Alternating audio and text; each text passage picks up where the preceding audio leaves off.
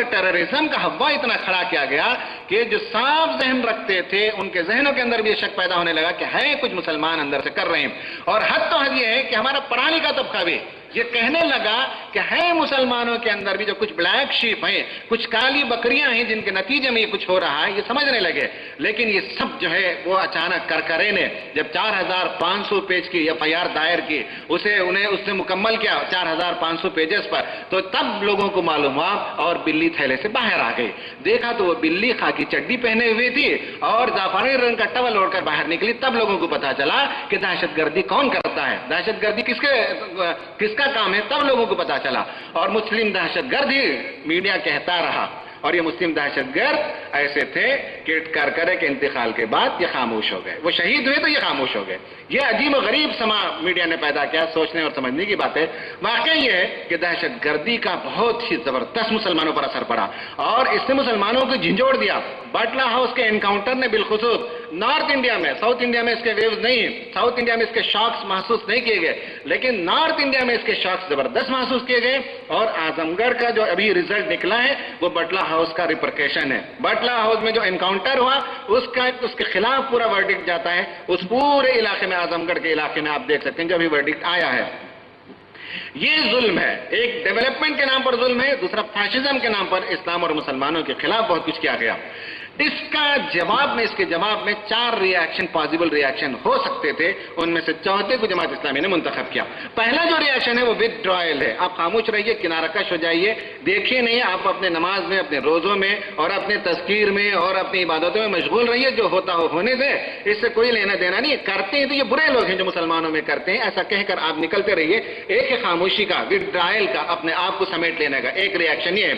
دوسرا ریاکشن ہے violent reaction, کہ ظلم کا بدلہ ظلم سے کیا جائے اور گولی کا بدلہ گولی سے دیا جائے، تشدد کا بدلہ تشدد سے دیا جائے، جو نکسل بات کرتے ہیں. مولانا مودودی رحمت اللہ علیہ نے آج سے 60 سال پہلے لکھا تھا ترجمان القرآن میں کہ تشدد کا راستہ ہم اس لیے نہیں اپناتے کہ وہ ایز اے اسٹریٹجی ہمارے لیے نقصان دہ یا نہیں ہے، بلکہ انہوں نے کہا کہ ہم اس لیے اس راستے کو نہیں اپناتے کیونکہ اسلام اسے پسند نہیں کرتا، اسلام اس کی طرفداری نہیں کرتا. پھر مولانا نے لکھا ہے کہ جو تشدد سے ابھرتے ہیں وہ تشدد ہی سے ختم بھی ہو جاتے ہیں. تشدد کوئی راستہ نہیں انقلاب کا. تو دوسرا راستہ ہے ظلم کے خلاف. نکسل وادی جو کرتے ہیں یا پاکستان میں طالبان جو کرتے ہیں، اس پر پروفیسر خورشید صاحب نے مفصل پورا ایک اداریہ لکھا کہ جب زمینیں چھن جاتی ہیں، پولیس میں جا کر جب لکھایا جاتا ہے تو پولیس FIR لکھنے سے منع کر دیتا ہے تو طالبان اسے قتل کر دیتے ہیں. کورٹ میں لے جاتے ہیں معاملے کو، کوئی وکیل اس کی سنوائی نہیں کرتا، اس وکیل کو ختم کر دیتے ہیں. کوئی IAS آفیسر جو زمین کو واپس نہیں دلاتا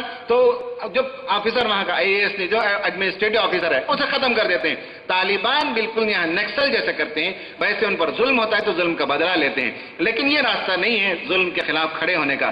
تیسرا راستہ ہے سوشل انٹرونشن کا. جہاں ظلم ہو آپ کھڑے ہو جائیے، دھرنا دیجیے، پروٹیسٹ کیجیے، آپ میمورینڈم دیجیے، گورنر کو دیجیے، پرائم منسٹر کو دیجیے، پریزیڈنٹ کو دیجیے، اس کے ڈیٹیل جمع کیجیے، اس کے نقصانات سے دنیا کو آگاہ کیجیے. کودن کلم میں نیوکلیر پروجیکٹ کھڑا ہو رہا ہے تو وہاں لوگ سوشل انٹروین کرتے ہیں. نرمدا میں ڈیم بنانے کے نتیجے میں جتنی زمین کو نرمدا ڈیم سیراب کرے گی اس سے زیادہ بڑی زمین کو غرقیاب کر رہی ہے. نرمدا ڈیم کھڑا کرنے کے نتیجے میں، اس ڈیم کے نتیجے میں بہت بڑی زمین غرقیاب ہو رہی ہے اور کچھ ہی زمین کو وہ فرٹائل کر سکتا ہے. یہ پھر اس کے بعد سوشل انٹرونشن بہت سے جگہ بہت سے ایشوز پر کھڑا کر رہے ہیں. جماعت نے اس میں فیصلہ لیا، اس کے یوتھ ونگ یہ کام کریں گے. مہاراشٹر میں، آندھرا پردیش میں جہاں کوئی ظلم ہوگا اس کے خلاف کھڑے ہوں گے اور سوشل انٹرونشن کے لیے کھڑے ہو جائیں گے. MPJ بنایا جماعت نے، movement for peace and justice. یہ movement for peace and justice, youth wing, یہ سب جو ہے اس میدان میں کھڑے ہو کر عوام کی حمایت کریں گے، ظلم کے خلاف آواز اٹھائیں گے اور حق کے لیے کام کریں گے. اور اس کے بعد چوتھا راستہ ہے وہ ہے پولیٹیکل پارٹیسپیشن کا. یہ 4 ہی راستے ہیں ظلم کے خلاف آواز اٹھانے کے لیے. withdrawal ایک راستہ ہے، وائلنس ایک راستہ ہے، سوشل انٹرونشن ایک راستہ ہے اور پولیٹیکل پارٹیسپیشن کا ایک راستہ ہے کہ جہاں آپ اقدار پر مبنی سیاست کی بات کریں، فاشزم کے خلاف کھڑے ہو اور لیجسلیشن ہو تو جو لیجسلیشن ہو وہ عام انسانوں کے مفاد میں ہو، کچھ طبقے کے مفاد میں نہ ہو، ظلم کسی پر نہ ہونے پائے اور عام انسانی بنیادی ضروریات حکومت سب کو فراہم کرے، وہ کسی پرائیویٹ ایجنسیز کے حوالے نہ کرے. کسی قسم کا ظلم نہیں ہونا چاہیے، انصاف سب کو ملنا چاہیے. یہ پس منظر تھا کہ جس طرح سے میں نے بیان کیا کہ ڈیولپمنٹ ہوتا گیا اور آخرکار جب مسلمان اور اسلام کی تصویر مسخ کرنے کے لیے پورا میڈیا تلا ہوا تھا اور خاص ایک طبقہ اس کے پیچھے لگا ہوا تھا، تو اس وقت ضرورت محسوس کی گئی کہ صرف اچھے کینڈیڈیٹس کو بھیجنے سے کام نہیں ہوگا، بلکہ یہ ہے کہ ایک ایسی پارٹی کھڑی ہو جو اس کے خلاف لڑے، آواز اٹھائے اور حق کی آواز کو وائس آف وائس لیس، جن کی آواز نہیں ہے ان کی آواز بن کر ایوانوں تک وہ آواز پہنچے۔ اس کے لیے جماعت اسلامی کا فیصلہ تھا کہ ہم اسے سپورٹ کریں گے۔ ابھی یہ بات آپ سمجھ لیں نیکسٹ اسٹیپ میں کہ جماعت اسلامی کی قائم شدہ پارٹی میں اور جماعت اسلامی کی تحریک شدہ پارٹی میں فرق کیا ہے۔ قائم شدہ پارٹی اور تحریک شدہ پارٹی کا فرق الگ الگ ہے۔ قائم شدہ پارٹی کا مطلب ہوگا کہ اس کا قائم کرنے میں ہمارا رول ہوگا جماعت اسلامی کا، پھر اسے چلانے میں ہمارا رول ہوگا، اس کے انتخابات میں ہماری نگرانی ہوگی، اس کے پالیسی پروگرام ہماری توثیق سے عروج عمل آ سکیں گے۔ یہ ہے جماعت اسلامی کی قائم شدہ پارٹی۔ اس کی ایک مثال ہے ایس آئی او کی جماعت اسلامی نے قائم کیا، اس کے فیصلے کے تحت قائم ہوئی، آج بھی اس کی نگرانی جماعت اسلامی کے امیر حلقہ اور امیر جماعت کرتے ہیں، اس کے فیصلے وہاں آتے ہیں، ان فیصلوں پر نظر ثانی کرنے کی ضرورت ہے تو واپس بھیجتے ہیں، ورنہ توثیق کرتے ہیں۔ ان کے انتخابات سے لے کر ان کی تربیت سے لے کر ان کو معاشی سپورٹ دینا، ہر سال ہمارے بجٹ میں ایک اماؤنٹ دیتے ہیں، وہ ادراہ محبت دیتے ہیں کہ اتنا اماؤنٹ جو ہے ایس آئی او کو دیتے ہیں۔ یہ ہے اپنے فیصلے کے تحت قائم کرنا کسی پارٹی کو اور چلانا ہوتا ہے، اور ایک ہے تحریک کرنا، کوئی ضرورت ہے تو آپ آگے بڑھیے، لوگوں سے بات کیجئے، اس کام کے لیے کچھ لوگ کھڑے ہو جاتے ہیں تو آپ کا کام پورا ہوا، آپ اپنے کام پہ لگ جائیے، وہ لوگ اپنا کام کریں گے۔ اس کی دو بہترین مثالیں 1964 میں آل انڈیا مجلس مشاورت، مسلم مجلس مشاورت بنائی گئی۔ یہ جماعت اسلامی کی تحریک سے بنی، جب فسادات عروج پر تھے تو اس زمانے میں مسلمانوں کے جان و مال اور عزت و آبرو کی تحفظ کے لیے جا کر مولانا ابو اللیث رحمۃ اللہ علیہ نے اور دیگر جماعت کے ذمہ داروں نے بات کی۔ اس زمانے میں قاری طیب صاحب رحمۃ اللہ علیہ، ابو الحسن علی ندوی رحمۃ اللہ علیہ، اس طرح کے بزرگوں سے بات چیت کی، ان سب کو جمع کیا، ڈاکٹر محمود صاحب تھے، فلاں فلاں تھے، ان سب کو جمع کر کے ایک مشاورت کی مجلس بنا دی۔ جماعت نے تحریک کی، جماعت اس کے پیچھے رہی۔ جب وہ پارٹی کھڑی ہو گئی اور مسلمانوں کے مفاد کے لیے وہ کام کرنے لگی تو جماعت اسلامی اپنے کام پر لگ گئی اور منیمل سپورٹ جو کچھ ہو سکتا ہے وہ سپورٹ دیتی رہی۔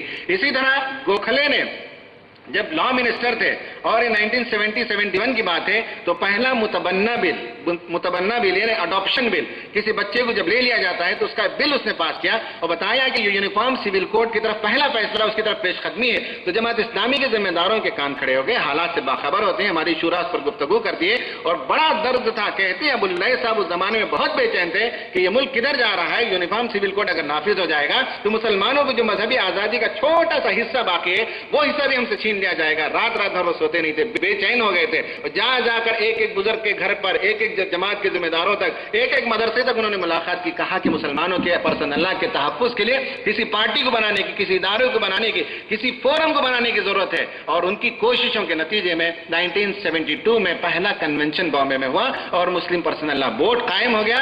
آج مسلم پرسنل لا بورڈ کی ویب سائٹ پہ جائیں گے تو جماعت اسلامی کا تذکرہ تک نہیں ملے گا، لیکن للہ فلہ لوجہ اللہ جماعت کے ذمہ داروں نے کام کیا، اس پارٹی کو کھڑا کر دیا۔ آج وہ اپنا کام کر رہی ہے، وہ بورڈ اپنا کام کر رہا ہے اور جماعت جس کام کے لیے کھڑی ہوئی، جس مقصد کے لیے اس کو بنایا وہ بورڈ کام کر رہا ہے۔